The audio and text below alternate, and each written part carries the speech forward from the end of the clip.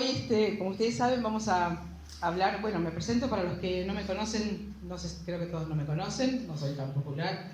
Soy Patricia Mullen, soy psicóloga social, terapeuta en descodificación biológica de las enfermedades. Trabajo con lo que son constelaciones familiares, psicogenealogía, hipnosis clínica, bueno, unas cuantas metodologías. Y además, bueno, enseño descodificación biológica, también en seminarios y desde la mirada de las terapias integrativas. Y hoy quiero tratar con ustedes, o compartir con ustedes más bien, un tema que, como ustedes saben, es la manipulación emocional y sus consecuencias. Un tema que lo veo en la consulta claramente, y uno lo ve también en personas que conoce, que genera bastante sufrimiento, incomodidad, malestar, anulación del propio criterio y unas cuantas cosas que vamos a ver hoy a lo largo de esta charla. Entonces me pareció como muy importante poder como desmenuzar esta situación claramente para que uno pueda ver por qué pasa, cómo llegamos a estar en un vínculo de manipulación o de dependencia emocional, como se lo denomina, cuáles son las dinámicas que están en juego ahí, qué pasa con el manipulador, qué es lo que hace, qué hace el manipulado, desde qué lugar a lo mejor nosotros hemos estado funcionando muchas veces. Entonces, una de las características que tiene este mecanismo es que genera en el lugar de la persona que es manipulada una gran confusión, una pérdida de eje, una dificultad para saber a dónde está lo que es, dónde está lo que el otro me dice, dónde está lo que yo siento y pienso. Entonces me pareció como muy importante exactamente mostrar la dinámica así crudamente. Bueno, es así, pasa esto, a vos te pasa esto si estás en este lugar. ¿Y qué es básicamente la manipulación emocional? Claramente, quería empezar con 4 frases diferentes, que por ahí las vamos a entender mejor al final de la charla. Una dice, ¿qué es mejor? ¿Un mal vínculo? ¿Se corta un poquitito? ¿Qué es mejor? ¿Un mal vínculo? Que, hola, hola. ¿Lo subís un textín? Por favor. Hola, hola, hola. Está bien, ahí está, gracias. ¿Qué es mejor un mal vínculo que ningún vínculo? Hola, Dani, no te he visto. Es mejor un mal vínculo que ningún vínculo, ¿no? Esta es una de las frases. Otra frase dice, entre el dolor y la nada, elijo el dolor. Esta es una frase de una novela, ¿no? Después otra frase dice que toda comunicación con otro es una comunicación hipnótica. ¿Qué significa? Que si yo hago algo y te hablo de manera hipnótica, que en realidad cualquier manera de comunicarse es así, estoy influyendo sobre vos de cierta forma. Si yo les digo a ustedes, no saben lo que yo tengo para contarles hoy, ustedes, estoy manipulando su emoción, su atención, ¿no es cierto? De hecho, manipulamos todo el tiempo, por ahí sanamente, con buenas intenciones muchas veces, pero acá lo que vamos a ver es cuál es el mecanismo que genera resultados y consecuencias realmente dolorosas y negativas. Y después otra frase que seguramente muchos la conocerán, y es que toda demanda, que una manipulación es una demanda de amor. Esta es una frase de Lacan, ¿no? El gran psicoanalista.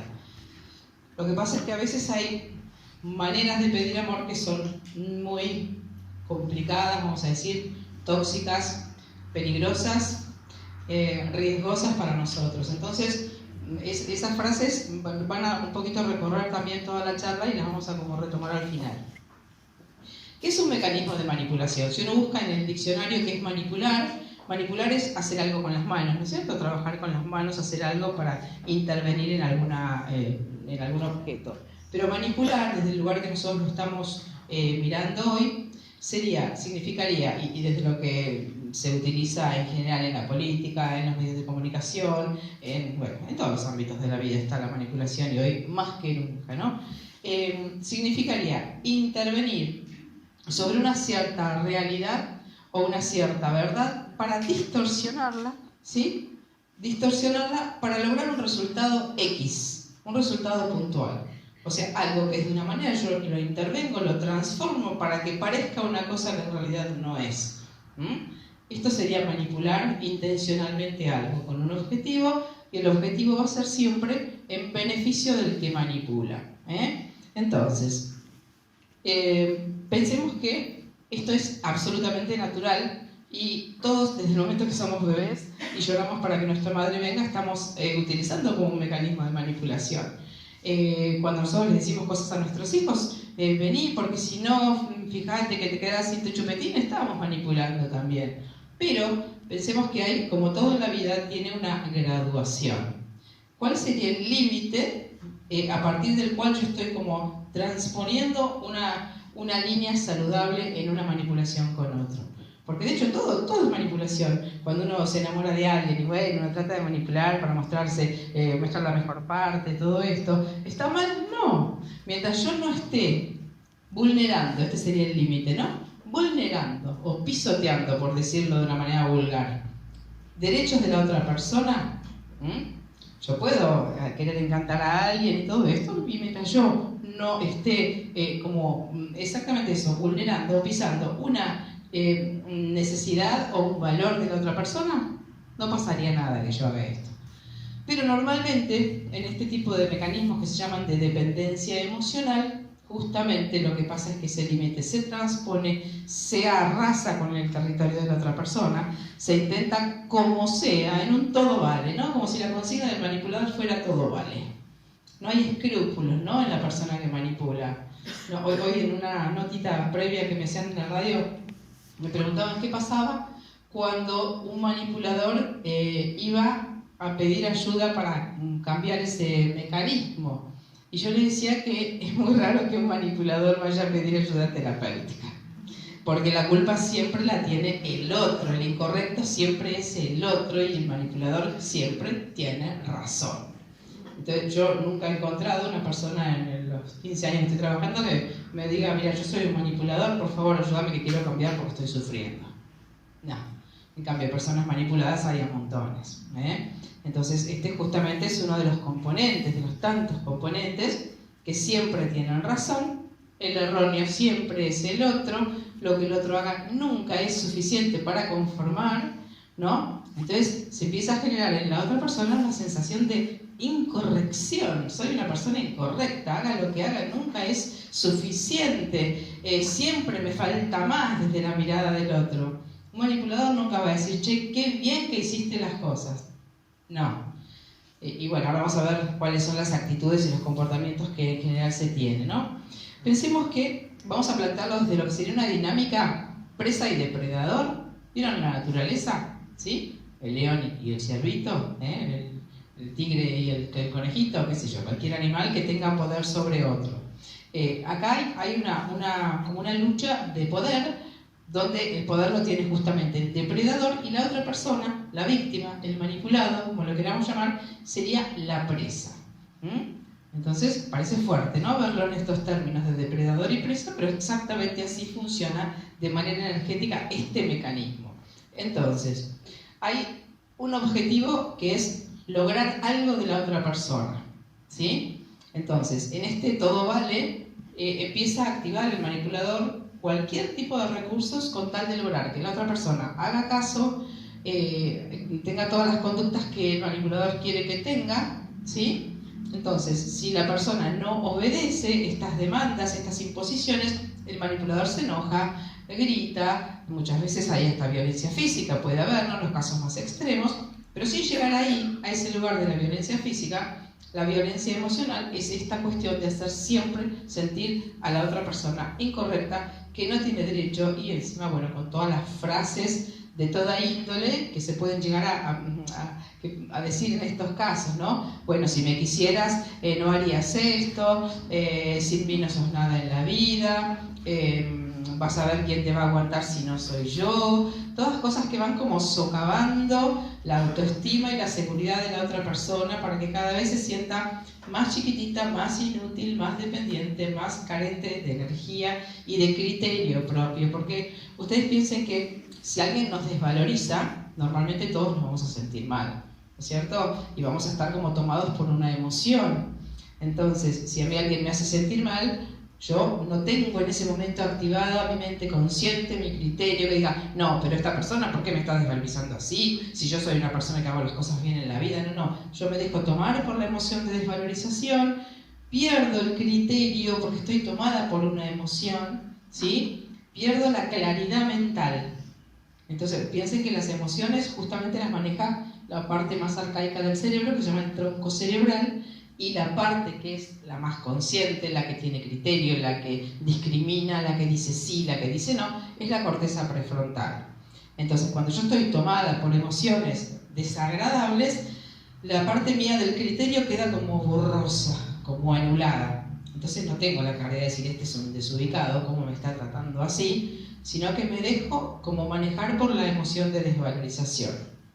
Entonces, acá el beneficio en un mecanismo de manipulación siempre es para el mismo lado, siempre es para una sola de las personas. Para el manipulador, obviamente, el supuesto beneficio que se obtiene con la manipulación siempre es unilateral. Uno solo se beneficia, el otro se sacrifica por la persona, supuestamente por el más fuerte o el más poderoso. Con lo cual estaríamos hablando de una relación asimétrica, una relación donde hay uno que tiene poder y el otro que está sometido, el sumiso.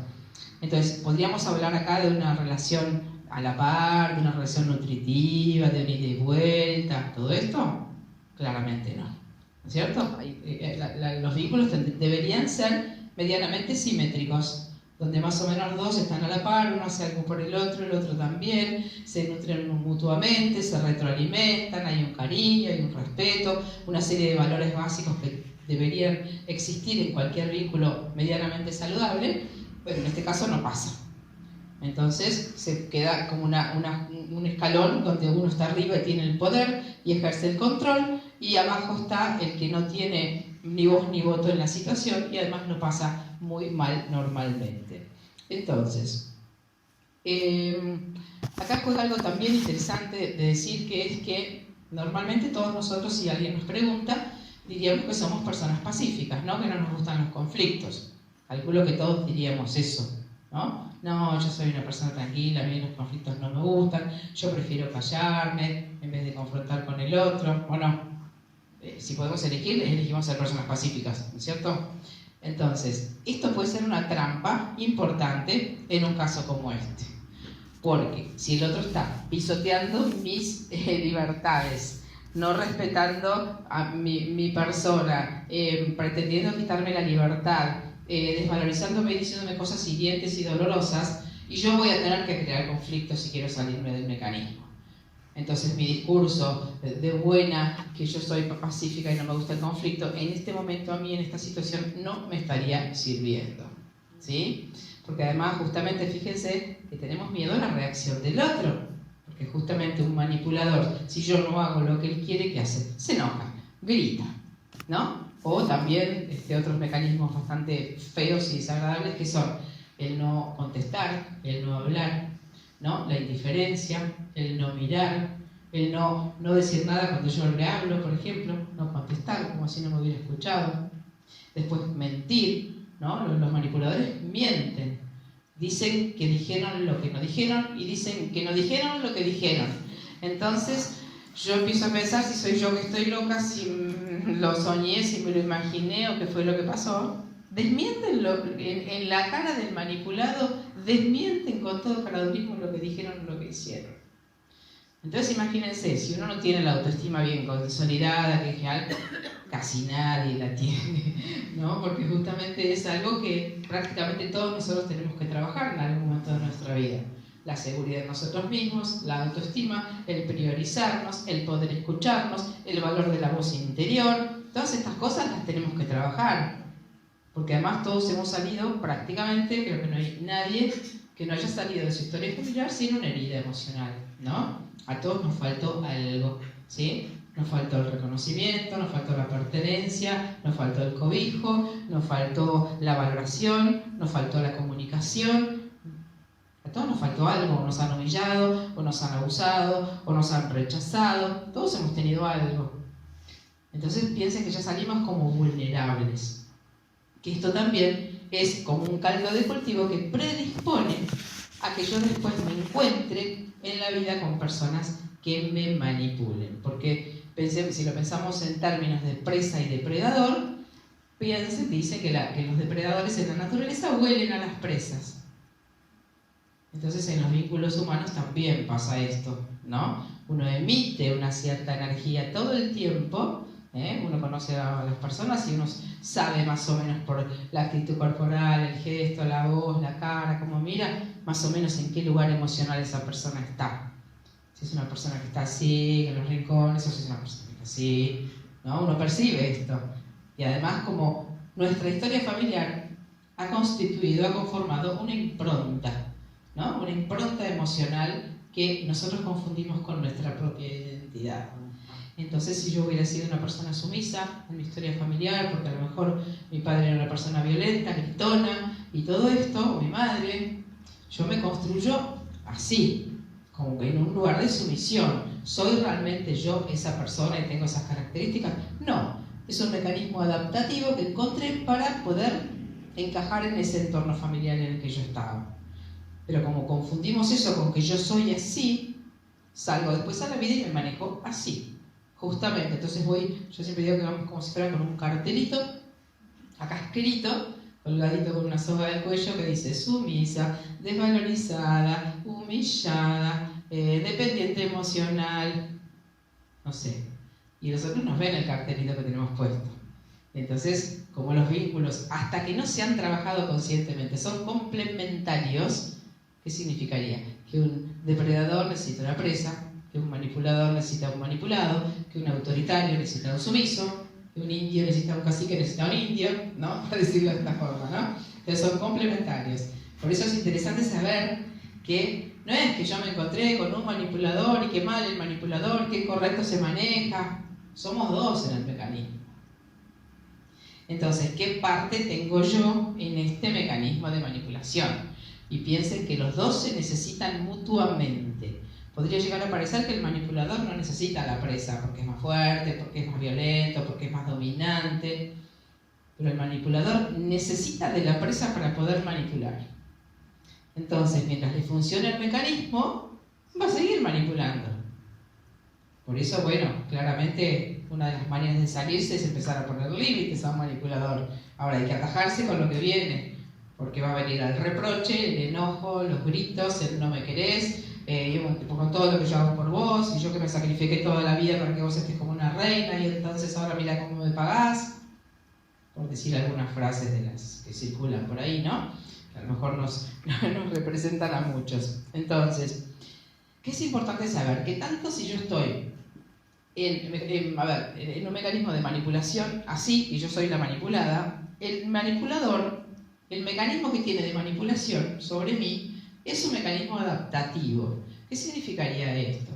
Que está como intentando compensar justamente todo lo contrario de lo que parece. En su historia familiar, el manipulador ha sido antes desvalorizado, no mirado, no querido, ha tenido miedo, no ha podido controlar. Entonces adopta un mecanismo compensatorio como que muestra todo lo contrario.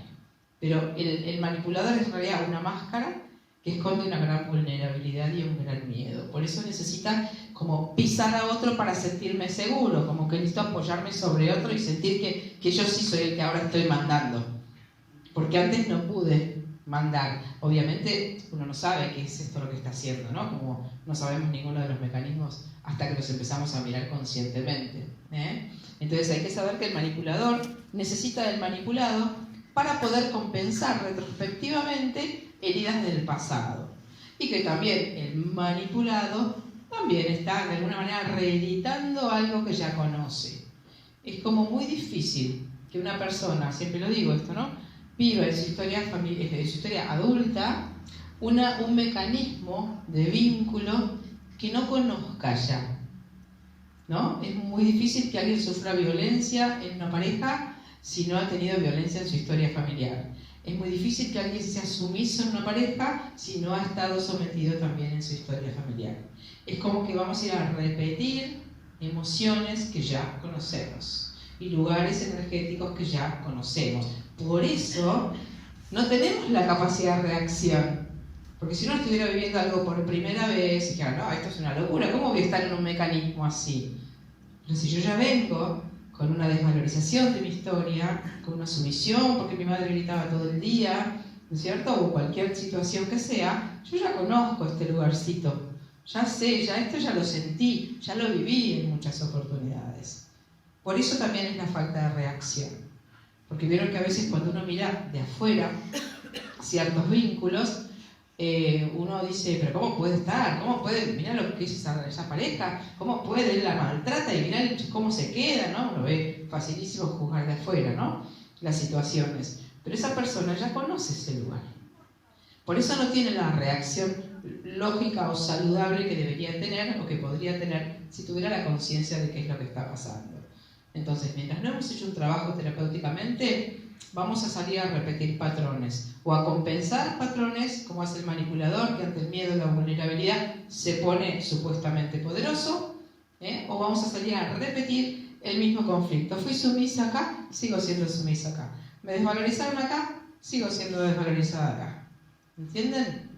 Entonces, fíjense que acá hay energías complementarias, como decíamos, ¿no? Uno que domina y el otro que es dominado. Uno que impone y el otro que obedece. Uno que supuestamente tiene la verdad, entre comillas, y el otro que está en el lugar incorrecto. Esta es la dinámica que establece el manipulador.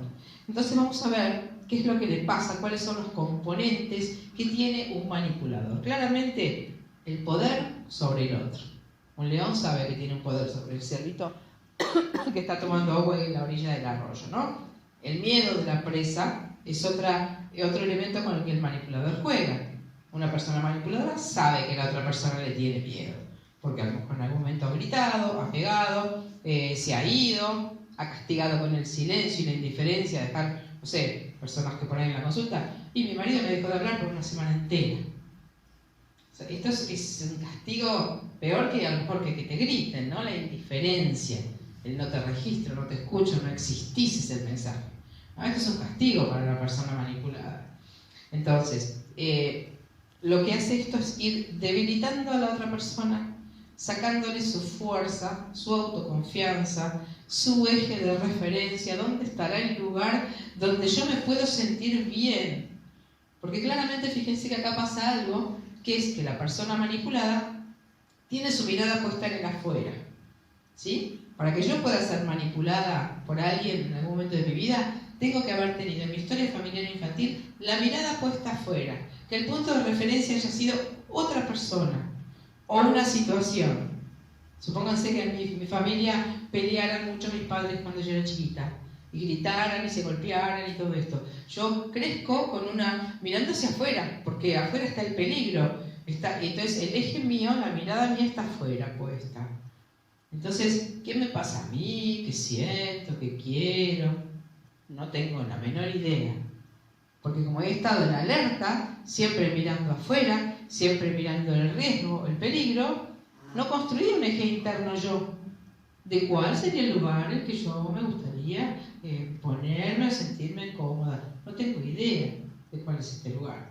¿Entienden? Entonces, lo que hace es el depredador es ir como sacándole, cuando decimos arrochando al piso, sacándole la seguridad, como que el manipulado no tenga un lugar sin, acá me siento bien. No lo encuentra, nunca lo encuentra. Y cuando cree haberlo encontrado, enseguida pasa otra cosa y como nos sacan la alfombra de abajo de los pies, y uno vuelve a tener esta inestabilidad. Entonces esto es algo sistemático que el depredador hace, porque es la forma de mantener a la presa debilitada. ¿Les suenan estos mecanismos, no? Todos hemos estado a lo mejor en mecanismos de esta clase. Entonces, ¿qué es importante en esto? Que la persona manipulada pueda tener una conciencia clara de qué está pasando, qué cosa está en juego acá. Claramente lo vamos perfilando, ¿no es cierto? Vamos entendiendo qué es lo que hace el manipulador y qué es lo que le pasa a la presa. La presa emite claramente o ha emitido una energía de víctima, ¿sí? Y a nadie le gusta que le digan, ay, che, vos estás en lugar de víctima. Odiamos que nos digan esto, porque nadie quiere ser víctima. Y sin embargo, víctima sería una persona que recibe las acciones de otra persona sin poder reaccionar, ¿sí? Sin poder defenderse, sin poder protegerse. Eso es una víctima. Alguien que recibe la acción de otra persona y no hace nada por... ¿no? Entonces, si nosotros realmente no nos protegemos de eso, estamos siendo víctimas y estamos emitiendo energía de víctima. justamente por toda esta cuestión de la desvalorización, de la historia familiar que hemos tenido, de la construcción de una identidad, entre comillas, que claramente tiene que ver con esa historia, ¿no? Entonces, fíjense que el otro tiene un poder sobre mí, ¿no es cierto? Y yo tengo angustia, una anulación de mi criterio personal y claramente una confusión, como decíamos, en lo que son mis parámetros, cómo deberían ser las cosas, el respeto por mis valores, el respeto por mis creencias, el respeto por lo que yo creo que debería la otra persona tener en cuenta de mí. Todas estas cosas no existen en la persona manipulada. O sea, claramente no se construyó esto que buscamos en todos los trabajos terapéuticos, que sería la construcción de un eje interior de coherencia. Este es el trabajo que todos los que estamos en estas cosas o que hemos hecho algún tipo de trabajo terapéutico tratamos de hacer, ¿no? Y cuando hablamos del camino espiritual y la evolución y todo lo que se hace actualmente, ¿de qué estamos hablando? Estamos hablando de eso, de encontrarnos a nosotros mismos y construir ese eje interno donde yo pueda ser yo, escucharme, actuar consecuentemente con lo que necesito y pienso. Esto no existe en estos mecanismos tóxicos de relación. Es imposible la construcción de un eje. ¿Por qué? Porque justamente sucede esto que estaba diciendo, que mi mirada está puesta en otro. Mi punto de referencia está puesto afuera. Entonces, lo que yo necesito y siento no tengo idea dónde está. Y el manipulador se encarga, como digo, sistemáticamente de que eso siga siendo así.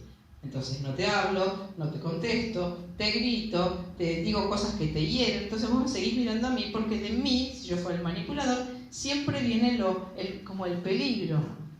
Entonces el manipulado es como que activa una actitud de alerta. Siempre estoy así, mirando al otro, ¿no? Entonces mi eje está allá, está en la otra persona. Imagínense qué difícil estar medianamente tranquilo, escucharse, todo, no existe esto. Entonces se sufre muchísimo el mecanismo de manipulación. Y yo a veces escucho en la consulta las cosas que las personas me comparten, ¿no? Y uno escucha y uno dice, yo no puedo creer, con todo amor lo digo, ¿no? La falta de registro. ¿Cómo esta persona llegó acá? ¿No? Claramente, y esto no es un juicio, sino como que uno dice, ¿cómo puede ser que ya hayan negociado tantas cosas en el camino que haya llegado a este punto? ¿No les ha pasado en la vida, en otro tipo de situaciones, que una vez se dice, ¿cómo llegué acá? ¿Y por qué llegamos ahí? ¿Porque somos tontos, no nos damos cuenta de las cosas? No, sí, nos damos cuenta. El malestar se siente, las emociones desagradables se sienten claramente. Pero uno va como naturalizando el malestar, que también, ¿no? En esta sociedad, como decíamos la vez pasada en nuestra charla, se naturaliza que bueno, que la vida es complicada y que las cosas no son sencillas. Entonces, y bueno, si lo pasamos mal, y es parte de lo que tiene que pasar. Y las relaciones de pareja ahí, qué sé yo, todo es complicado y difícil. Entonces, si me maltrato, me manipula un poco, y bueno, será parte de que por amor se sufre, ¿no? ¿Cierto? Todas estas cosas que están ahí dando vueltas y hacen que nosotros naturalicemos estar mal. Y además que vayamos poquito a poquito en este cómo llegué hasta acá, poquito a poquito vamos permitiendo una cosita hoy, otra cosita mañana, otra cosita mañana. Y cuando pasaron 5 años digo, ¿qué estoy haciendo al lado de esta persona? ¿Cómo llegué a estar anulada yo como mujer sin poder hacer nada? Porque además el manipulador, ¿qué hace? Va buscando cómo aislar a la persona. ¿Para qué?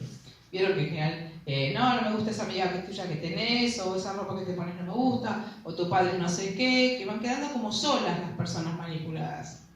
El manipulador poquito a poquito va haciendo como un cerco simbólico, la va como corriendo para que no tenga otros puntos de referencia, que le digan, che, mirá que ese con el que estás está haciendo tal cosa y tal cosa.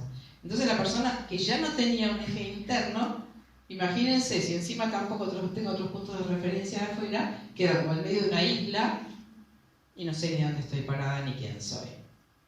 ¿Se dan cuenta?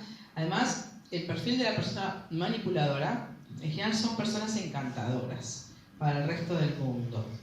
De puertas afuera son personas que todo el mundo dice, ¡ay, qué divino! Pero el marido que vos tenés, ¿de qué te quejás? ¿No? Y en general son personas muy inteligentes, que tienen un discurso que si uno escucha hablar a un manipulador, ya no sabe ni cómo se llama después.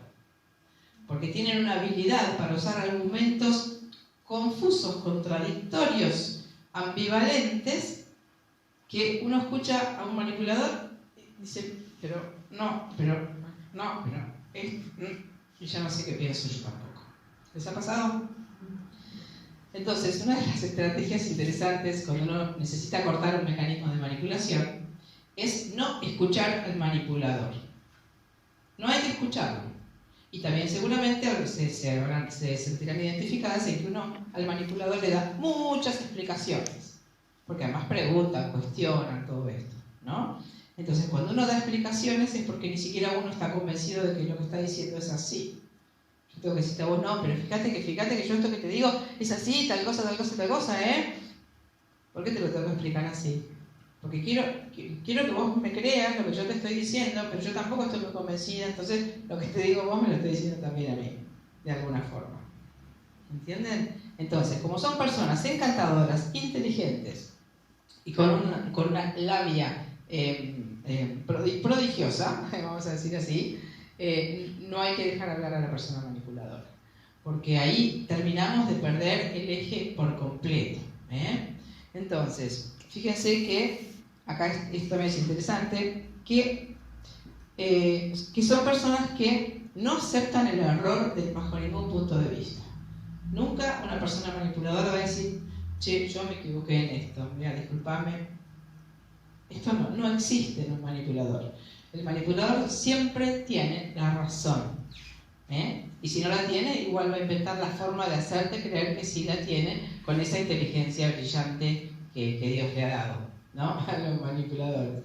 Entonces, fíjense qué difícil, porque haga lo que haga la persona manipulada, los argumentos del manipulador van a ser tales que siempre vos vas a estar en el lugar incorrecto. Y si yo me enojo, la culpa la vas a tener vos, que sacás lo peor de mí, que por tu culpa yo me enojé. Me haces hacer como yo no soy. Me haces gritar, vos me haces enojar. Entonces, más chiquitita se pone la presa y más incorrecta se siente porque por su culpa el otro retira, ¿no? Por su culpa el otro se enojó. Se encuentra como quedamos atrapadas en dinámicas bastante complejas, ¿no? Quiero insistir en esto de que la persona que entra en un mecanismo así ya lo vivió, porque a lo mejor uno no tiene esta conciencia de que algo así pasó en su historia familiar. Pero claramente si lo estoy viviendo en mi vida adulta es porque yo ya la conozco esa emoción, ¿no? Porque en esto quiero que hablemos un poquitito, muy brevemente, de algo que no sé si lo compartí en la charla anterior, que es una comprensión cuántica de la realidad. Vieron que hoy se habla muchísimo de física cuántica, del doble cuántico, del número cuántico. Bueno, ¿qué significaría referido a lo que son nuestros vínculos y nuestros comportamientos y las personas con las que nos encontramos? Cuántico, sin tener una comprensión cuántica, significaría que cuando yo me encuentro una persona manipuladora, o de la clase que sea, pero hoy estamos hablando del mecanismo de manipulación, ¿no? Esa persona me está mostrando algo que es mío. ¿Qué sería una comprensión cuántica? Que todos estamos conectados, que todos estamos interconectados, que yo no me encuentro personas por casualidad en mi vida, que no me encuentro situaciones por casualidad, que no vivo un mecanismo de manipulación por casualidad, que no tengo un accidente por casualidad, que no me enfermo por casualidad, que no tengo las experiencias, situaciones, parejas por casualidad. Esto sería tener una comprensión cuántica. Entonces, ¿por qué tengo? Si no es casualidad, ¿de dónde sale lo que yo vivo? Bueno, sale de la información que yo tengo internamente, de la manera en que yo me he construido como persona en una historia familiar X, y toda esa información a la que nosotros llamamos la programación inconsciente constituye como una base de datos. ¿Vieron una computadora, una base de datos? ¿No? Un programa que funciona con cierta información. Entonces, nuestra mente y nuestras emociones funcionan con una cierta información también, ¿no? La forma en que nos hemos programado. Esa forma en que nos hemos programado emite una cierta energía al campo cuántico. Entonces, según lo que yo emita, vuelve a mí algo similar. ¿Se entiende esto? Para los que por ahí nunca han escuchado lo que significa una comprensión cuántica. O sea que, en realidad, lo que me encuentro enfrente, o el tipo de persona que me encuentro enfrente, me está mostrando algo que es mío y algo que yo he emitido. ¿Por qué atraje a un manipulador? Porque estoy emitiendo energía de víctima. ¿Por qué tengo una persona dominante al lado? Porque yo estoy emitiendo energía de sumisión. Entonces, esto es lo cuántico, que si el otro me manipula o me hace algo desagradable, yo tengo que preguntarme a mí, ¿para qué me está pasando esto? ¿Para qué me encuentro esta persona que me hace esto? Para que yo vea que yo me lo estoy haciendo a mí misma primero. La desvalorización, el no lugar, lo que sea, el maltrato, la situación que sea que uno está viviendo. Esto sería tener una comprensión cuántica de la realidad, que fíjense que es muy diferente a decir que los otros son personas incorrectas, que yo tuve la mala suerte de encontrarme unas personas malísimas que no sé dónde salieron, que qué mala suerte que tengo en la vida que elegí 3 veces el mismo tipo de pareja.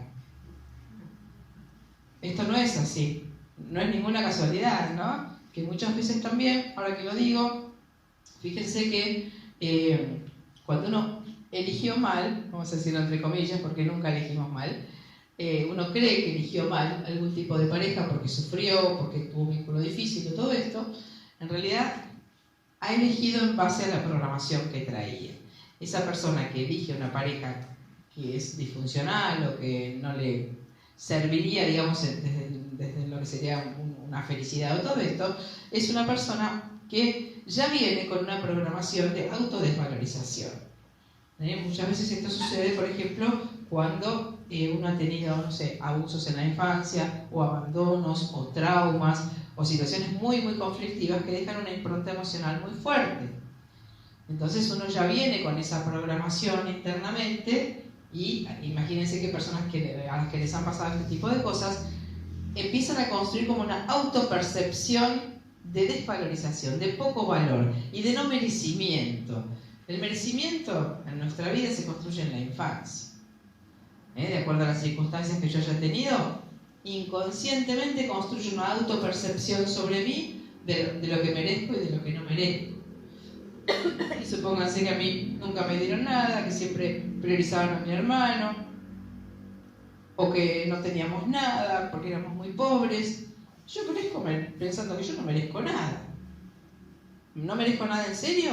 No, sí lo merezco, pero creo que no lo merezco. Entonces, después, ¿qué voy a elegir? Una pareja maravillosa, una persona que me respete, que me valore, y si a mí me hubieran, por ejemplo, golpeado cuando era chica, no. Voy a elegir a alguien que me mantenga en el conflicto. ¿Entienden? Entonces, ¿para qué nos serviría, que esto también es muy interesante que lo veamos así, ¿para qué nos serviría encontrar un vínculo difícil en la vida? No el manipulador específicamente, cualquier vínculo difícil, desde esta concepción que lo estamos diciendo. Para que yo me dé cuenta que si encontré una persona o atraje a una persona con una cierta conflictiva que a mí me hace sufrir, ¿qué hay en mí que me conectó con esta persona? ¿Desde qué lugar mío emocional atraje a esta persona? ¿Desde qué lugar de merecimiento o de no merecimiento o de desvalorización atraje a esta persona a mi vida? Con lo cual la otra persona me estaría haciendo el favor, vamos a decirlo así, de mostrarme algo que es mío. ¿Se entiende a dónde apunto con esto? Entonces, esta sería la mirada cuántica, como decimos. ¿Para qué vivo yo entonces una situación de desvalorización o para qué vivo una situación de manipulación? Para que yo me dé cuenta que hay algo en mí, que yo tengo que volver a mí. Sería como el título de la película, sería Volver a mí. ¿Qué me muestra un manipulador? Que he estado totalmente focalizada en el afuera, que le he cedido las riendas de mi vida a otro, que he permitido que alguien pisotee todo lo que son mis necesidades básicas. El otro día atendí a un muchacho, 35 años, de otra ciudad. Entonces me cuenta de un vínculo de pareja que había tenido, con una chica un poco más grande. Bueno, y en un momento directamente ella había agarrado un palo y lo había empezado a golpear, ¿no? Y lo había lastimado, incluso todo. Bueno, una cosa que yo me escuchaba y pensaba, ¿cómo pudo permitir? Y él dejó que ella le pegara y todo esto, ¿no? Entonces uno dice, ¿cómo llegó esa persona a poder permitir una cosa semejante? Entonces empezamos a buscar, y le digo, vos fíjate, de todas las necesidades básicas que vos tenés, que todos tenemos, ¿cuáles son las que permitiste que esta persona pisoteara? El respeto, la valoración, el lugar, la libertad, le había hecho dejar la carrera que estaba estudiando, lo había aislado de los, lo había, ¿no? Aislado de sus amigos, lo había golpeado, bueno, incluso hasta le daba unas cosas, unas pastillas para que no saliera con los amigos y no se iba a dormir. Una psicótica importante, ¿no? Pero bueno, como él fue de poquito negociando y cediendo ese territorio, porque este territorio no se cede de un minuto para el otro. Un día vulneran una necesidad mía profunda, otro día vulneran otra, otro día vulneran otra. Y hoy se encontraba totalmente fuera de eje, hicimos un listado, ¿no? Por escrito, porque a veces cuando uno lo hace por escrito tiene el registro y dice, Dios mío, que cuando lo tiene así medio como sensaciones no termina de registrar realmente cómo son las cosas. Yo por eso se lo sabe escribir. ¿Qué necesidad tuya está vulnerando? El respeto, la valoración, tu territorio, tu libertad, tu decisión, tu carrera, tu vida, tus proyectos. No te quedó uno, le digo, sin negociar. Todos negociaste. Pero nunca se había dado cuenta. ¿Entienden? Porque uno va como naturalizando el malestar. Justamente además él venía de una historia familiar donde los padres, el padre era mudo por decirlo, la madre gritaba, ¿no? Él no sentía que tenía ningún lugar frente a nadie, se fue a vivir a la casa de la abuela cuando tenía 6 años. Me dice, nadie me fue a buscar nunca a la casa de mi abuela. ¿Entienden? Entonces, ¿quién soy? ¿A quién le importo? ¿Qué importante soy para quién? Entonces la lógica es que le pase lo que le pasó. ¿Entienden? Entonces, ¿cuál sería una solución interesante cuando uno se encuentra en un vínculo así, con una dificultad como esta que estamos hablando o tantas otras? Entenderlo cuánticamente. Entender que si yo estoy viviendo hoy este tipo de relación, este tipo de vínculo, necesito volver a mí. Esto sería un lugar de conciencia, ¿no es cierto? Que por supuesto alguien nos tiene que ayudar a poder ver esto. Por eso la charla de hoy un poco tiene ese sentido, ¿no? De que podamos darnos cuenta que la solución es volver a mí. Volver a mí, como digo, se llama la película, ¿no? Volver a mí. ¿Para qué? Para darme cuenta qué es lo que me conectó a mí con esta persona. ¿Para qué me encontré con una persona de esta clase? Claramente, y teniendo en cuenta que el inconsciente, cuando nos hace repetir situaciones, nos está llevando al pasado y nos está mostrando cosas que nosotros ya vivimos, ¿sí? ¿A dónde tengo que sanar yo en realidad? Más allá de que me tengo que salir de este vínculo, ¿no? Sería lo deseable. ¿A dónde tengo que ir a sanar? Lo anterior. Porque lo anterior irresuelto, la herida emocional, lo que yo viví, es lo que me hace hoy estar en este mecanismo con esta persona que es como que me está reeditando situaciones infantiles que yo ya viví. Y sabemos que cuando el inconsciente repite situaciones o repite patrones, los repite porque hay emociones que están sin ser gestionadas. Entonces, si yo tengo a lo mejor un miedo terrible, le tenía un miedo terrible a mi padre y nunca jamás pude decir una sola palabra, bueno, el inconsciente me va a decir, che, ahí te voy a poner otro, que es como tu papá con una careta y este programa va a ser tu pareja. Y yo vuelvo a tener la misma emoción, la misma sumisión, el mismo sentimiento. Entonces yo creo que a mí lo que me pasa tiene que ver con el que tengo enfrente, pero el que tengo enfrente en realidad es un actor de mi película que involuntariamente me está mostrando mi conflicto. ¿Se entiende? Entonces todas las personas conflictivas en nuestra vida, conflictivas digo que nosotros en primera instancia, el otro me hace, ¿no es cierto? Sí. Patricia, una inquietud. Sí. El manipulador, ¿cuándo aprende? Porque, digo, a uno cuando se cruza con situaciones donde se siente así, que le tocó ser presa, bueno, me toca aprender, todo esto. Pero el manipulador siempre le está pasando mucho mejor. ¿Cuándo aprende, no? Porque es un perfil muy complicado, el del manipulador. Recién decíamos que es muy raro que un manipulador venga a una terapia para decir, mira, quiero dejar de manipular, necesito que me ayudes, por favor, que necesito hacer una terapia. Yo nunca lo vi. Pero los profesionales se dan cuenta que esas personas, porque hablamos de no solamente el vínculo de pareja. Sí. No, ahí está. Un hijo. Sí, sí. O una hija. Y va a atenderse. Sí. Bueno, a ver, un buen terapeuta se tiene que dar cuenta en qué lugar está funcionando esa persona. Porque muchas veces puede ser que una madre que manipula, esto es muy común entre padres e hijos, ¿no? Una madre que manipula... No, que... al revés. La hija. Una hija que... Tenemos hijos que manipulan. ¿Un hijo que manipula? Bueno, sí, todo. Puede ser cualquiera, un hijo, una mujer, un marido. Para salir un poco de la pareja. Sí, bueno, a ver, el mecanismo de manipulación existe en todos los ámbitos. Puede existir un trabajo, puedo tener una amiga que me manipula y si no salgo con ella, si salgo con otra a comer, se enojó, como si era 14 años. Bueno, digo, el vínculo está en todas partes, pero el vínculo, la manipulación puede estar en todas partes. Pero, a ver, vos preguntás desde un lugar terapéutico, Claro, si en un lugar terapéutico que están en atención y todo, de pronto no se puede solucionar esa manipulación. Es decir, van a ser toda la vida manipuladores. Claro, desde todos los roles de manipulador siempre es manipulador, o en algún momento se plantea como el resto, che, estoy repitiendo el patrón. Yo nunca vi un manipulador que venga y quiera resolver la manipulación. Justamente porque creen que tienen la razón. Entonces, si uno cuando va a hacer un trabajo terapéutico, ¿por qué va? Porque uno siente que hay algo que tiene que resolver, que hay algo que no está pasándola bien con algo y que hay algo que yo tengo que cambiar. Un manipulador nunca te va a decir, yo tengo que cambiar, yo me estoy equivocando, yo necesito dejar de manipular a las personas. No, porque tienen no sé, tienen como una creencia de que ellos tienen la razón. Es una de las características del perfil. Entonces es muy difícil que una persona manipuladora deje de manipular. Lo que tienen que hacer los manipulados es salirse. Claro, correcto. No es fácil, ¿no? No, bueno. ¿Son obsesivos? Sí, pueden ser obsesivos, puede ser llegar a ser psicópata, el psicópata narcisista, como se denominan los más extremos, ¿no es cierto? Donde, bueno, tratan de utilizar ese poder. Hay distintos grados, ¿no es cierto?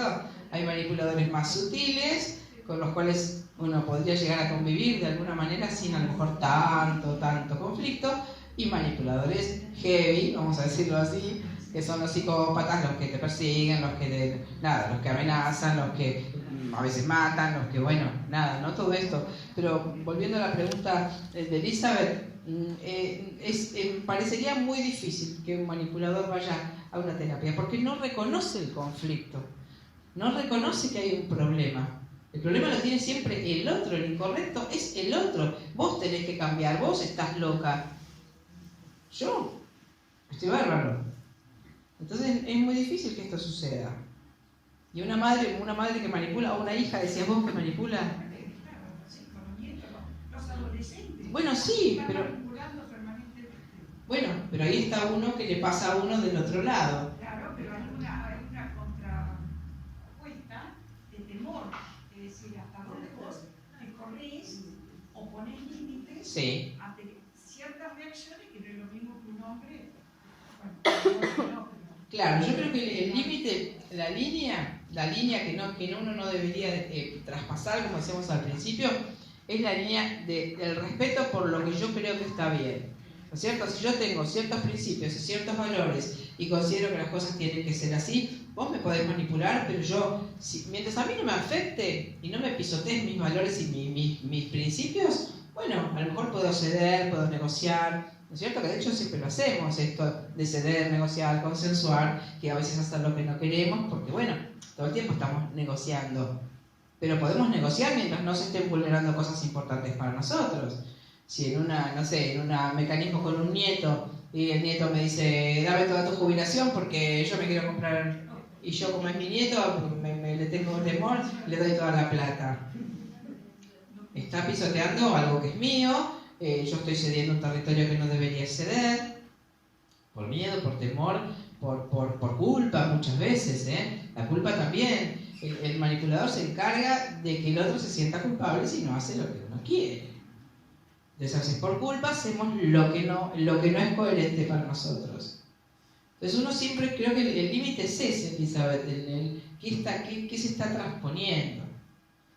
Porque si alguien que me manipula a mí es porque me dice, vos callate porque tu palabra no vale nada para mí, y yo permanezco, está pisoteando y está vulnerando mi respeto, mi derecho a comunicarme, mi derecho a decir, ¿no es cierto? Ahora, si alguien dice, no estoy de acuerdo con vos y porque no sé qué, algo más liviano, a mí no me importa, bueno, que diga lo que quiera. Pero el tema es cuando está vulnerándose algo que es importante para mí. Por eso es muy importante también que piense cada uno, porque no hay ningún hombre acá, ¿no? Somos mayoría en todo el mundo. La última vez había como tres. El otro día en Pehuajó, en un teatro de Pehuajó, había 5 hombres.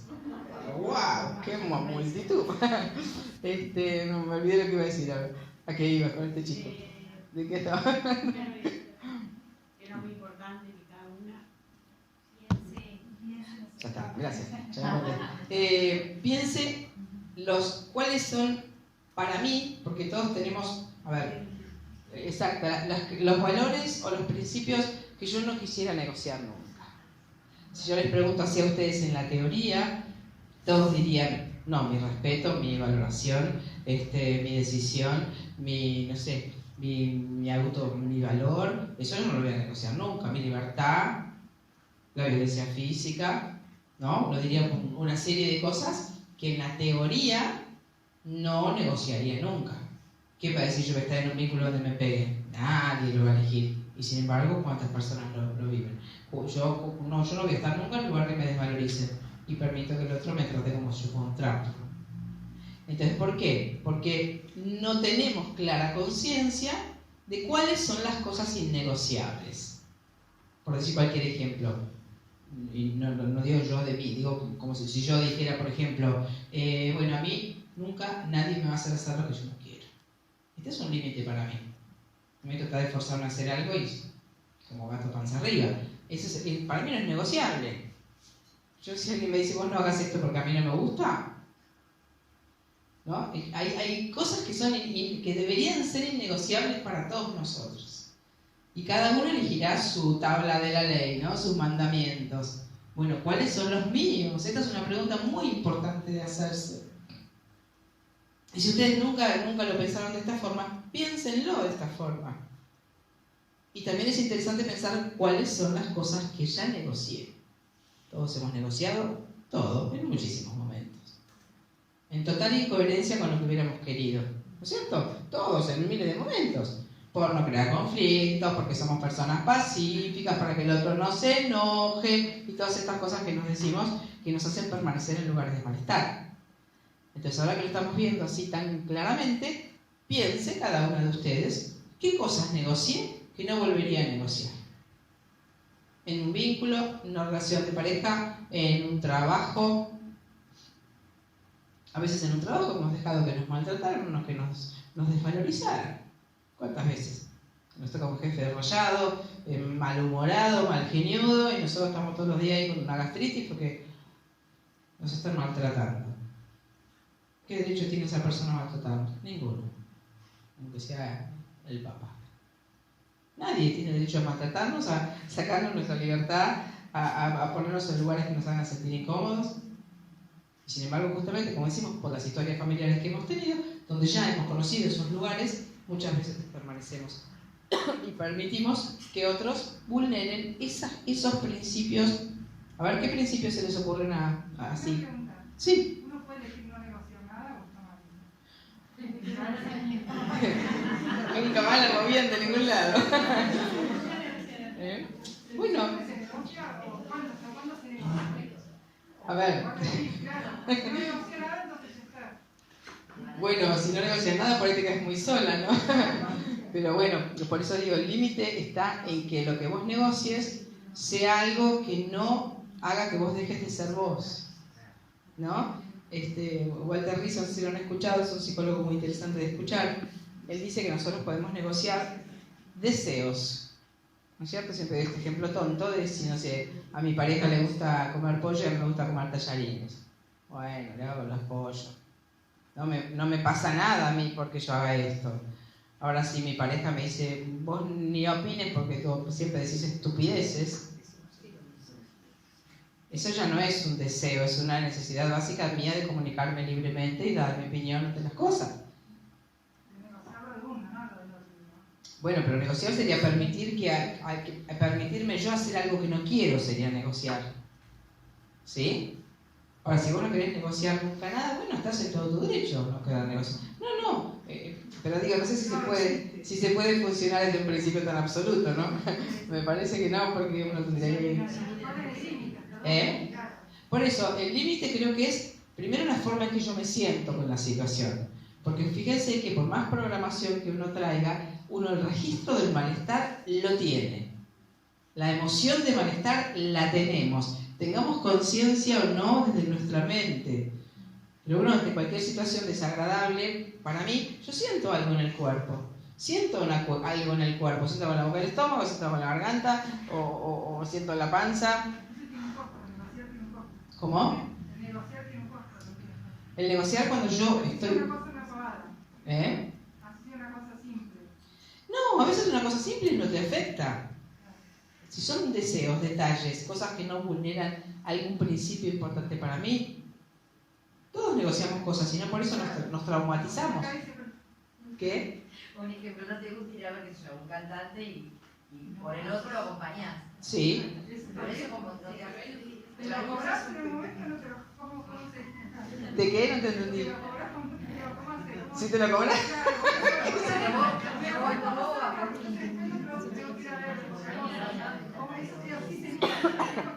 Eso sería como ir negociando. Bueno, hoy te acompaño yo a vos o después me acompañas a mí. Está bien. Eso es... ¿Cómo?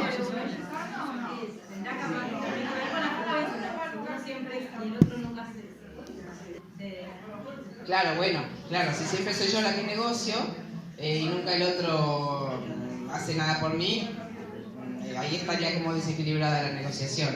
Se supone que en una negociación, en un vínculo sano, yo a veces negocio para vos y vos a veces negocias para mí, que es lo que se hace en cualquier vínculo saludable. No sé, no tengo ganas de ir a la casa de mi suegra. A ver, chicas, se armó el revuelo. A ver, ¿quieren preguntar fuerte así? ¿Quieren? No. Decíamos que en vez de negociar, de ver un cantante o algo, que vaya al cantante que le gusta y yo voy al... También. ¿Por qué me voy a tragar un partido de fútbol? Tengo la libertad como tiene la otra persona la libertad. Claro, bueno, esa sería la teoría saludable. ¿No es cierto? Que cada... ¿Cómo? ¿De qué? Son años de casar. Claro, uno fue aprendiendo después. Claro. Bueno, pero eso está bueno porque, a ver, que cada uno tenga la libertad de hacer lo que más o menos quiere y que el otro también, porque acá pasa esto también, que cuando el otro hace lo que quiere bien, digo, ¿no es cierto? A veces la otra persona interpreta que eso significa que entonces no me incluís a mí en tu proyecto. Eso también pasa, ¿no? Que desde lo que sería un crecimiento sano, nos vamos a otro tema, pero todo tiene que ver, que el crecimiento sano de una relación de pareja, se supone que la vida personal de cada uno tiene que tener una nutrición y tiene que tener cosas que le gusten y que no tengan que ver con la otra persona. No todo lo tenemos que hacer del bracete los dos toda la vida, ¿no? Porque eso incluso hasta agota, cansa, asfixia. Entonces está buenísimo que cada persona en la pareja pueda tener cosas que le gusten, cosas que no tengan que ver con el otro y no implica que te quiero menos o que no sos importante para mí ni nada de esto. Significa que yo voy y me nutro por mi lado y después me encuentro con vos que también te nutriste por tu lado y estamos bárbaros. Esto sería la aproximación a un vínculo más o menos saludable, ¿no? Pero negociamos todos. El límite, el punto es cómo yo, vamos a hacerlo más cortito para que no sea tan abstracto, cómo me siento yo con la situación. Porque todos sabemos qué es lo que tiene que pasar y qué es lo que no tiene que pasar en la teoría. Que después actuemos coherentemente con eso es un segundo paso. Pero sabemos. Todos sabemos cuando nos sentimos mal, todos sabemos cuando el otro no nos está teniendo en cuenta, todos sabemos cuando nos dijo algo que nos desvalorizó, todos sabemos cuando está haciendo el otro algo incorrecto. Y yo tengo el registro emocional de lo que pasa. Entonces también acá, vamos a retomar el tema de la conferencia del otro día, las emociones. ¿Qué importancia y valor y lugar le doy a lo que siento? Poco y nada. Porque enseguida lo racionalizamos. Entonces es importante y urgente una reconexión con lo que sentimos. Porque las emociones salen de lo que pensamos, ¿no? En un circuito que se genera. Entonces, si yo, la emoción que tengo es una emoción desagradable, hay algo en mi mente que me está diciendo, che, así no es como tendría que ser para vos. Hay algo que está ahí que tenés que mirar. Entonces, si yo tengo una emoción desagradable y no hago nada con eso, estoy yendo en contra de mi propia coherencia. Entonces, fíjense que para reducirlo a algo como posible y tangible y al alcance nuestro, en este mecanismo de manipulación, que es algo más extremo y más fuerte, pero en cualquier situación de nuestra vida cotidiana, donde permanentemente nos encontramos con cosas o cuestiones a resolver. Bueno, ¿cómo me siento yo con esto? Porque no hay un manual que diga cómo tenemos que hacer cuando siento esta emoción. ¿Qué tengo que hacer antes? No hay un manual. Entonces el registro es interior. ¿Cómo me siento yo con esto? ¿Me siento bien? Sí, bárbaro, lo sigo haciendo. No, no me siento bien. Bueno, la emoción me dice, che, acá salite, correte, pon un límite, decí que no, fíjate. Y puede ser claramente diferente el registro que tenés vos del registro que tengo yo. Algo que a mí me enoja y ya. Por eso no podemos dar una receta general para estas cosas. Ni es cuestión de andar dando recetas tampoco, ¿no? La receta está dentro, en cómo uno se siente con las situaciones. Entonces prestemos atención a lo que nosotros sentimos. Que claramente en este mecanismo específico que estamos hablando hoy, no existe el registro. O sea, me siento mal, pero estoy tan confundida que no sé cómo pararme, a dónde pararme para poder sentirme medianamente bien. Y esto en la vida cotidiana también nos pasa en otros escenarios y en otros contextos. Entonces, lo que yo siento, siempre digo esta imagen, ¿no? Ves a la persona en la consulta, acá, la mano acá, ponete. ¿Qué necesitas? ¿Qué sentís? ¿Que sí? Es sí. ¿Que no? Es no. Después las explicaciones, las racionalizaciones, ¿no? Toda la justificación, todo lo que nuestra mente enseguida empieza a argumentar, es otro paso. Pero esto a mí me dice algo, es lo que se llama el marcador somático. El cuerpo tiene un registro auténtico, verdadero, antes de que la mente se haya dado cuenta y haya empezado a lucubrar y a decir, esto, tal cosa, tal cosa. El cuerpo ya sintió. Y el cuerpo, yo siempre digo que las emociones son como indicadores en la ruta. ¿Vieron los carteles en la ruta? Puente, avanzada peligrosa, pare, desvío. Uno hace caso de las señales, pues si no... Las emociones son como señales. Que me dicen, por acá sí, por acá no. Entonces cuando es por acá no, yo digo, bueno, pero en realidad no es tan grave lo que está pasando. Y entonces la mente se empieza a autojustificar y racionalizar. Y siempre doy este ejemplo, ¿no? De que es como fuera un perro que se está calcinando arriba del asfalto en 45 grados de calor en verano. El perro, ¿qué hace? Se levanta y se va. Nosotros, en cambio, empezamos a decir que en realidad no está tan caliente el asfalto y que en realidad me estoy quemando, pero solamente de este lado y del otro lado no me estoy quemando. ¿Entienden? Entonces le damos mucho poder a nuestra mente, porque la mente es engañosa, muy engañosa. Y nos puede disfrazar con un moño de regalo una cosa de profundo malestar. Que de hecho, fíjense si no es lo que hacemos todos nosotros, ¿no? Permanecer en lugares de malestar, en contra de nuestra propia coherencia, diciéndonos que en realidad no era tan grave la situación. Todos lo hemos hecho. Negociando cosas importantes para nosotros, que era sentirnos mal, las emociones desagradables, por miedo a, porque son pacíficas, porque no nos gusta el conflicto, y yo cuando la gente grita, más vale yo me callo, esas cosas que nos decimos a veces porque parece que estuviera bien, que yo no sea conflictiva. Una persona conflictiva es molesta, ¿no? Así socialmente. ¿Sabes? La persona que siempre dice que sí, que está todo bien. Esa persona es un encanto. ¿Entienden? Entonces, ¿cómo? El costo de eso, de ser un encanto. Claro. Nos vamos a otro tema que son los personajes que adquirimos, ¿no? El personaje de la buena, de la tranquila, de la que siempre la servicial, la que siempre está para todos. Bueno, sería para otra charla de otro día, esta cuestión de los personajes, ¿no? Pero acá lo importante en estos mecanismos de manipulación o mecanismos donde estamos pasando algo desagradable es reconectar de verdad qué me está diciendo la emoción. Porque la emoción yo sí la siento, la confusión sí la siento, el malestar sí lo siento, la rabia, la impotencia sí la siento. La sensación de vulnerabilidad frente al otro también la siento.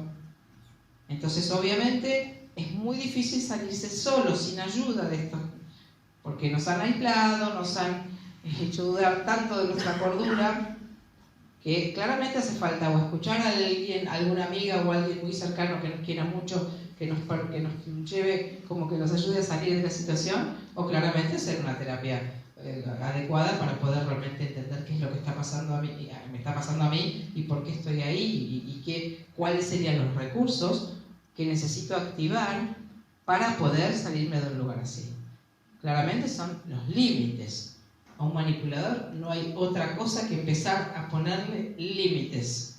Porque ustedes piensen que mientras el mecanismo de manipulación funciona mientras el otro manipula y yo obedezco, funciona aceitadito. En cambio, si me manipulan y un día digo no, y otro día digo no, y otro día digo no, obviamente se van a enojar, van a decir un montón de cosas. Hay que saber que ese es el costo de salir. Y ahora que hablaste del costo, Anita, es importante esto, que todo cambio, toda salida de un mecanismo complicado de relación tiene un costo. Entonces, justamente otra persona, miren, un caso interesante también para compartirles. Una persona de 35 años que estaba en una relación de pareja, una persona de otra ciudad también, y entonces viene y me dice, pero yo le estoy... porque estaba con un síntoma físico, ¿no? Y le había tenido que operar y todo esto, que también es uno de los costos que tiene el no ser yo, ¿no?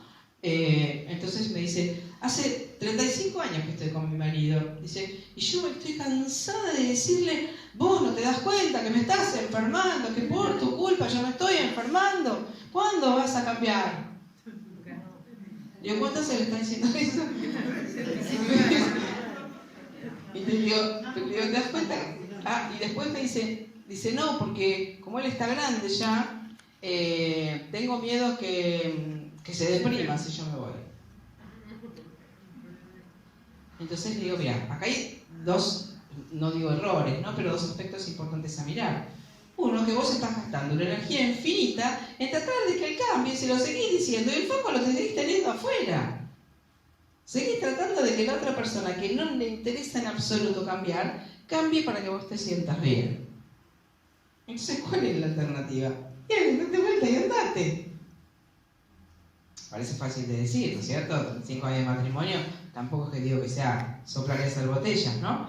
Pero digo, ¿se dan cuenta? La pérdida de registro interno, de que yo me puedo ir de la relación, de que yo me puedo salir, que soy una persona libre esencialmente. Siempre digo que este es un principio que nos olvidamos, que somos libres, que si no me siento bien acá, me puedo ir a otro lado. Entonces pasamos remando y tratando de a toda costa. Ustedes saben la cantidad de enfermedades que hay que derivan de estos mecanismos no saludables, de la incoherencia. Todos los síntomas que nosotros podemos tener, las enfermedades, tienen que ver con emociones que van en contra de lo que nosotros necesitamos. Emociones que no están gestionadas, emociones que nos estamos tragando, cosas que nos estamos diciendo con nuestra mente. Todas las enfermedades tienen un componente emocional previo, si no, no hay síntoma. Y para que yo tenga un síntoma tengo que tener un estrés. Y un estrés de incoherencia entre lo que yo necesitaría y lo que está pasando. Entonces fíjense si es importante poder empezar a escuchar lo que de verdad nosotros necesitamos.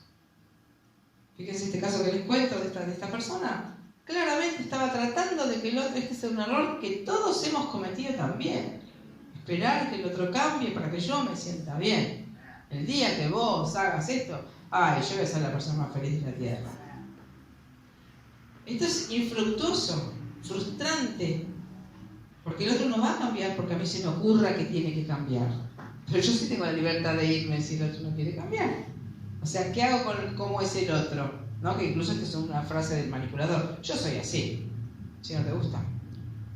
Sí, vos sos así, pero yo me puedo ir. Vos sos así, pero yo también puedo ser así y irme de donde estoy. ¿Entienden? Entonces, el caso de esta persona era estar poniendo el foco en el afuera, que esto lo hemos hecho todos durante muchísimo tiempo, y recién sabemos que desde esta comprensión cuántica que les compartí hace un ratito, que yo soy responsable de lo que me está pasando y que yo estoy generando mi realidad todo el tiempo. Pero hemos estado muchísimo tiempo sintiendo que los demás eran los culpables y los responsables de todos nuestros sufrimientos. Esto es el ego puro, ¿no? Todos hemos funcionado así durante muchísimo tiempo. Yo sufro porque vos te comportás incorrectamente conmigo. Yo me siento así porque la otra persona, mis hijos no me atienden. Si vos cambiaras, yo me sería muy feliz. Que el otro haga para que yo me sienta bien. Es esperar peras del olmo, ¿no? Porque además, si el otro llega a ser, bueno, y tengo suerte, a lo mejor hace lo que yo necesito. Pero la mayoría de las veces el otro no hace lo que yo necesito. Y está perfecto que no haga lo que yo necesito. Tiene que hacer lo que necesita él. ¿Entienden? Entonces esto es re importante porque en este mecanismo que estamos analizando hoy y todos los mecanismos donde hay algún tipo de sufrimiento, de malestar, claramente estamos negociando nuestra coherencia. Estamos haciendo lo que no queremos o no haciendo lo que sí queremos. Entonces, ¿todos teóricamente queremos ser felices? Sí. ¿Todos teóricamente queremos curarnos de nuestras enfermedades? Sí. No es verdad eso. Todo el mundo no se quiere curar.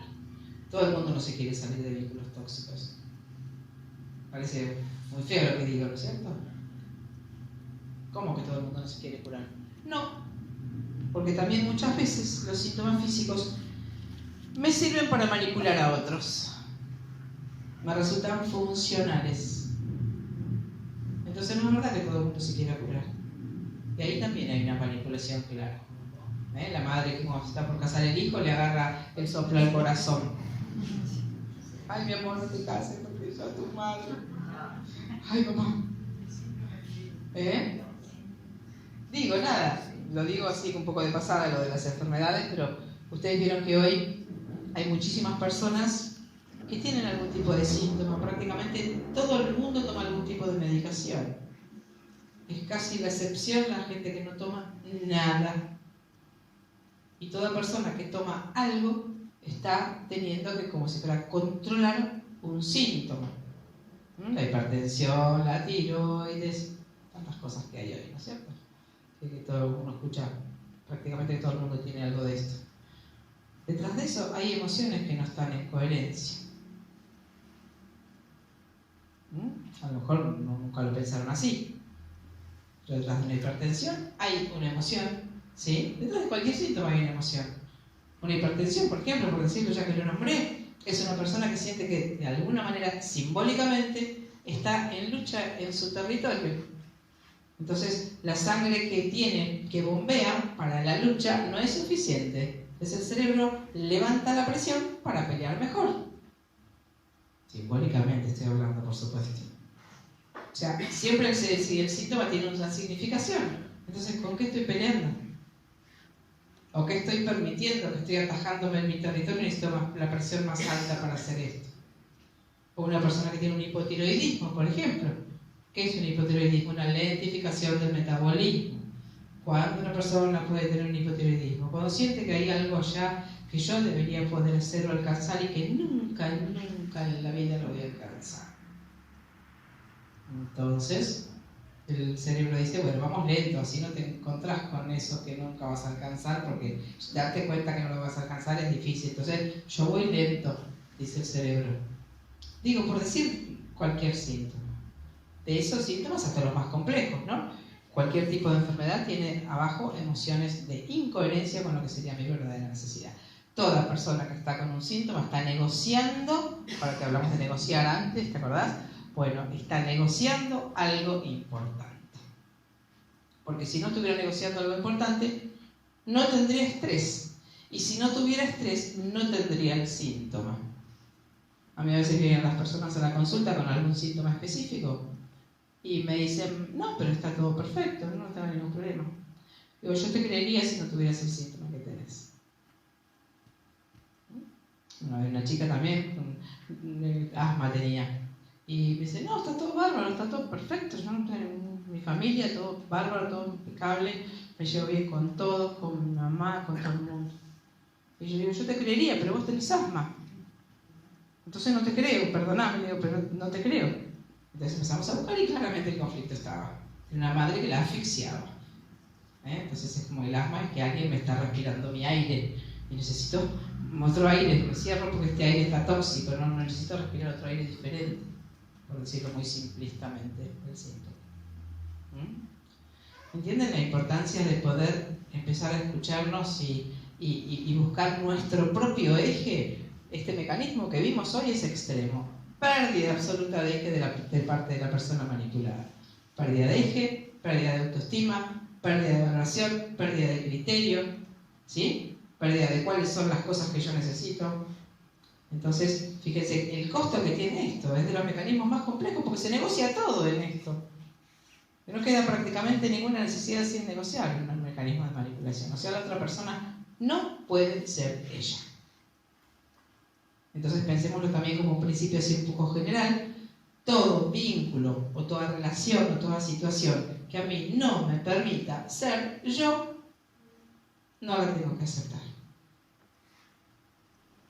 ¿Se dan cuenta? Es un principio bastante simple de aplicar. ¿Puedo ser yo acá? Va, listo, vamos por acá. No puedo ser yo.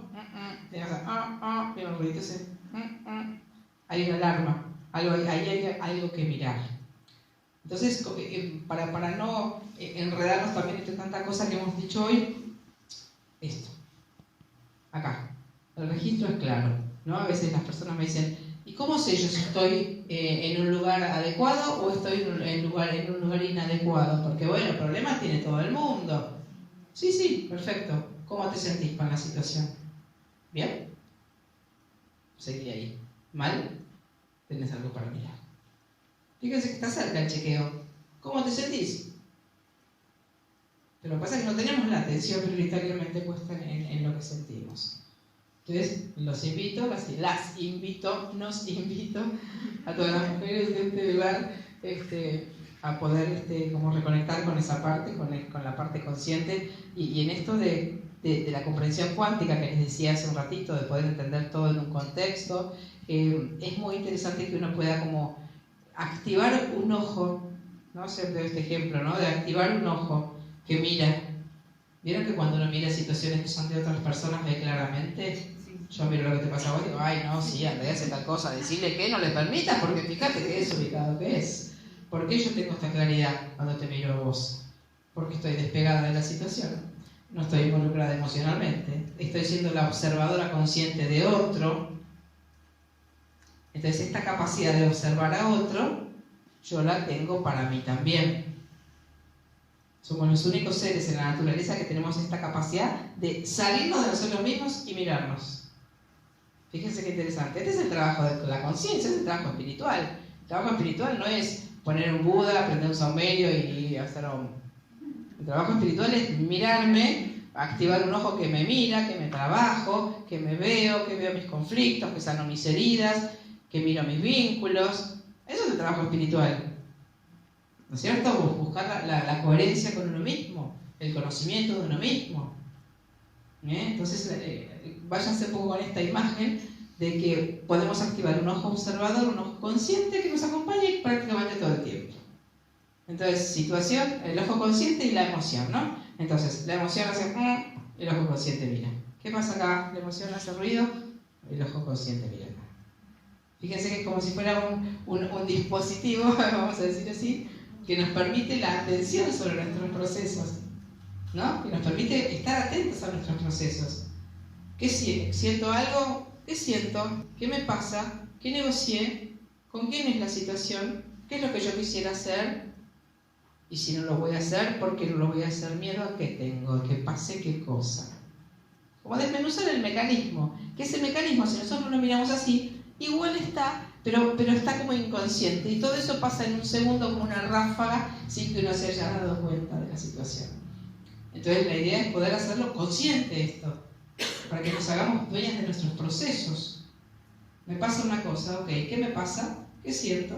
¿Con quién es la situación? ¿Qué es lo que yo quisiera hacer? ¿Cuáles son las opciones? ¿A dónde estaría mi coherencia? ¿Qué es lo que yo necesito? Cuando uno empieza a hacer estas preguntas así medio como entrenándose para hacerlo de esta forma, uno deja de tenerle miedo a las emociones. Porque también les tenemos miedo y las rechazamos y las enjuiciamos de que no tendríamos que tener emociones desagradables. Yo no tendría que tener angustia, no tendría que tener miedo, no tendría que tener ira. Todos tenemos todas las emociones. Pero como no sabemos qué hacer con lo que sentimos, cuando sentimos una de las que llamamos negativas, la rechazamos y no la miramos.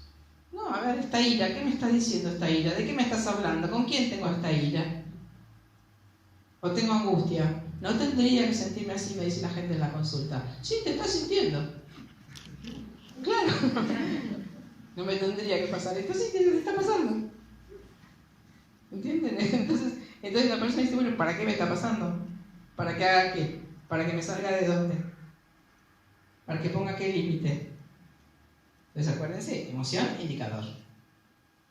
Entonces no le tengo que tener miedo a la emoción, le tengo que decir gracias que me aparece esta ira, que me aparece este enojo, que me aparece esta furia, que me aparece este dolor, que me aparece esta angustia, porque ahí tengo la posibilidad de cambiar. Vieron que es muy difícil que uno cambie cuando está en un estado de confort, de rutina, de estabilidad. Las crisis o los grandes cambios o los cambios pequeños se producen cuando estamos mal. Nadie cambia cuando viene todo bien. Claro. Entonces capitalicemos esos momentos en vez de tenerle miedo, que yo no me quiero sentir mal. Sí, a ver, ¿qué me estás diciendo? ¿Por qué me estoy sintiendo mal? ¿Para qué me estoy sintiendo mal? ¿De qué me estás hablando? ¿Entienden? Ojo consciente. Ojo consciente y mano acá en el corazón. Bueno, hay fenómeno por ahí. Bueno, no sé si quieren hacer alguna otra pregunta, más o menos está planteado lo que yo les quería decir. Sí, bueno, esto del costo, ¿no? El costo que tiene cuando uno no puede ser coherente, como decía Anita, ¿no? El costo que tiene el costo es enorme, el costo es no poder ser uno, ¿no es cierto? Cuando uno está en un tipo de mecanismo de estos. Entonces tenemos la posibilidad todo el tiempo de ir rediseñando cómo va nuestra vida, cómo van nuestros procesos, qué es lo que nosotros queremos. Pero eso, si no tenemos este ojo atento, es imposible hacerlo. Porque vamos naturalizando las cosas, nos vamos acostumbrando y también, ¿saben qué? Nos vamos identificando con una manera de funcionar. Una pregunta. Sí. La persona que se victimiza permanentemente, Sí. también es una personalidad manipuladora, porque a través de la victimización manipula la situación. Totalmente. Muchas veces la persona que no se sale del lugar de víctima termina siendo el victimario. Porque, digamos, alimenta el mecanismo. ¿No es cierto? Yo no puedo, yo estoy sola. Claro. Exacto, no puedo, no me animo, pobre de mí, no sabes la historia triste que tuve. Claro. Entonces eso, fíjate que también exime de responsabilidad. Ser víctima es otros me hacen, yo, pobre de mí. Pobrecita yo. Claro. Y al mismo tiempo hace una manipulación de su entorno al victimizarse permanentemente. Sí. Les cuento para cerrar un caso, ahora que viene perfecto a lo que vos decís. Un caso de una mujer que había tenido un abuso en su infancia y ella a los 5 años o así, y nunca había aceptado hacer una terapia para poder sanar esa situación. Encuentra justamente, sincrónicamente, cuánticamente, una pareja, un único hijo, que se había estructurado en función de sus padres. Siempre cuidando a los padres, siempre atento a los padres, siempre en función de él, ¿sí? Como decimos como mecanismo. Encuentra esta víctima, vamos a decirlo así, que fue su mujer, se casó, tuvieron 2 hijas. Nunca se hablaba del tema, ellos vivían todos juntos, ella con el marido y los suegros, los suegros eran... Sí, bueno, no importa. Sí, los padres que él cuidaba y su mujer. Entonces su mujer es como que era una niña de 5 años siempre porque quedó en esa edad emocional sin resolver y él siempre sosteniendo, acompañando a esa mujer que nunca resolvió. Cuando hablaban del tema ella lloraba, ¿no es cierto? Entonces, ¿qué hace uno? Está colaborando con el conflicto sin querer, ¿no? Y fíjense qué curioso, ahora, desde lo que sería el árbol familiar, el campo familiar, que tuvieron 2 hijas mujeres. Y esa madre que no resolvió, deja latente, flotante en el campo energético familiar, el abuso, sin trabajar. Entonces, una de las 2 nenas se hace chico trans. ¿Para qué? Dice el árbol familiar. Para que no le pase lo mismo que a la madre. Si soy varón, no me va a pasar lo mismo que a mi mamá. Me hicieron acordar de ese caso. Fíjense qué interesante, ¿no?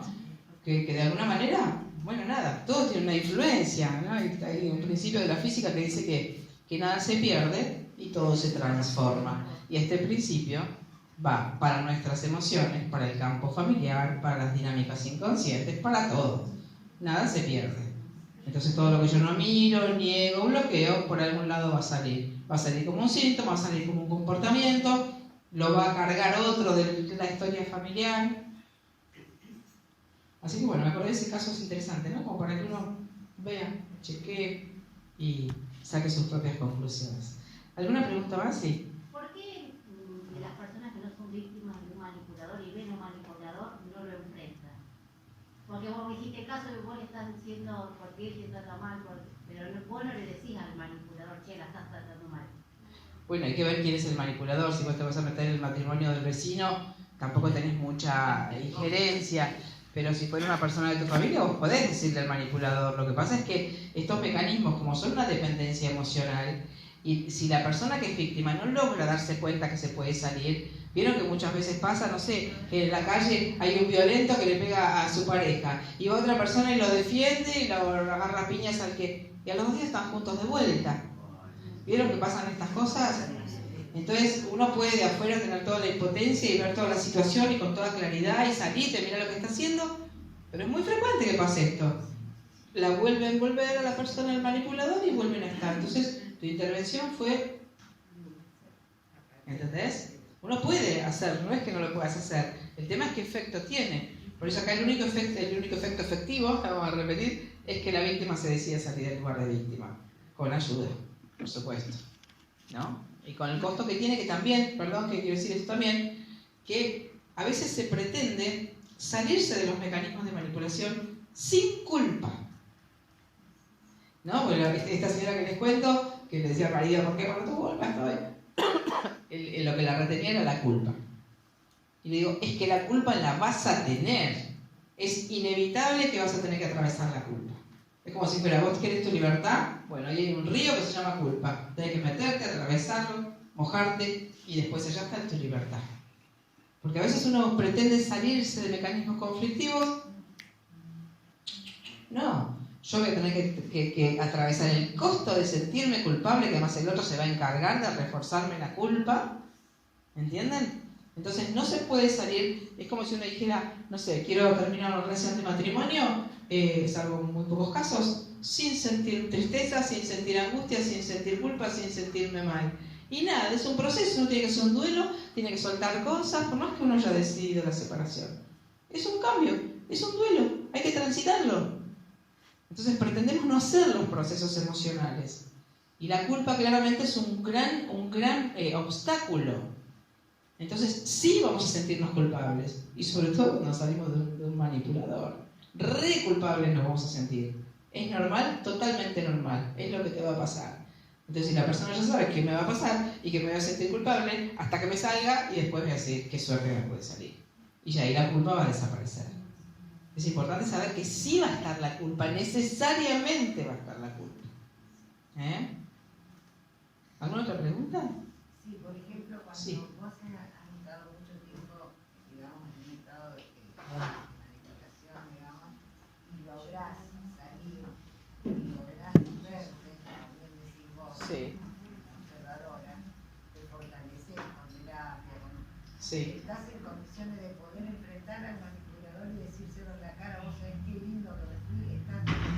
Claro, bueno, adquiriste... Eso puede, digamos, puede ser así, podés Sí. tener vínculo. Por supuesto que podés tener vínculo después con el manipulador, una vez que estuviste fuerte vos, claro, porque una vez que uno se salió, a veces la percepción es, ¿cómo pude estar tanto tiempo permitiendo esto? Y claro que sí, Beatriz pregunta si después uno puede tener con el manipulador un vínculo así, donde yo me haga respetar, claro que sí. Una vez que me salí, me fortalecí, ya entendí lo que estabas haciendo, nunca más te lo voy a permitir, ya me di cuenta de todo, ahora yo sé, puedo hacer lo que quiera, disfrazarte de mono, subirte a la palmera, a mí ya no me hace nada lo que vos hagas. ¿Se dan cuenta? Pero al manipulador no le va a importar. No, voy a buscar otro para manipular. Voy a buscar otra presa. O tal vez se acerca para ver si puede volver a intentar, puede ser, y de pronto... Sí, puede ser, porque además son muy mentirosos. Te van a decir lo que vos querés escuchar. Sí, a ver. Me parece también que como que queda socialmente como que el hombre siempre tiene la figura manipuladora, y hay veces que pasa de que hasta diciendo estoy enferma, ¿no? Que para que te cuiden, qué sé yo, ese es un método de manipulación también, y no le estoy diciendo al otro no sos un inútil, no sirves para nada, pero también te estoy manipulando porque te estoy llevando a que hagas lo que yo quiero, ¿no? Sí, por supuesto. Sí, no estamos diciendo... Hay tipos de manipulación. Sí. Sí, porque es como que siempre nuestra mente, o por lo menos mi mente, Sí. va al hombre manipulador. No, hay mujeres que somos muy manipuladoras también, madres que somos re manipuladoras, y todas las madres somos re manipuladoras, algunas muy tóxicas y otras menos, pero todas. O sea, ¿saben que es importante que todos sepamos que todos tenemos de todos los mecanismos que consideramos negativos?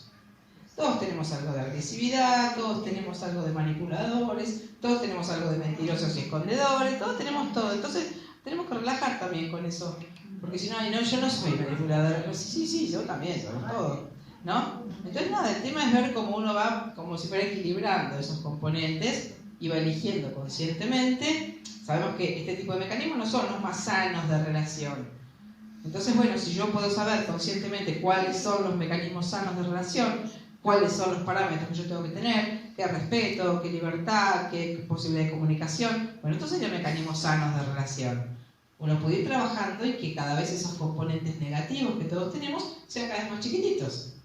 En algún momento nos va a pasar y sí, no somos el Buda, ¿no? Pero podemos elegir conscientemente cómo me quisiera relacionar con otro, qué es un vínculo sano para mí, cuáles son, como decíamos antes, los parámetros que yo no negociaría, cuáles son los valores que me parece importante respetar en una relación, con quien sea. Entonces uno va pudiendo como diseñar conscientemente cómo quiere que sean las cosas, ¿se dan cuenta? Porque si no lo diseñamos conscientemente viene lo automático. Y lo automático es la historia familiar, y es el sufrimiento, y son las heridas emocionales, y son los mecanismos tóxicos de relación. Así que, ojo consciente. Sí, María. Que la próxima fecha es el 24 de junio. Ah, tenemos otra charla el 24 de junio. ¿Ya tenemos el título o no lo tenemos? No lo tenemos. Ah, pero bueno. tenemos la fecha. Lo voy a pensar. 24 de junio, bueno, listo. Bueno, ya les haré saber cuál es el título de la próxima charla. Bueno, muchas gracias a todas por venir, a todas por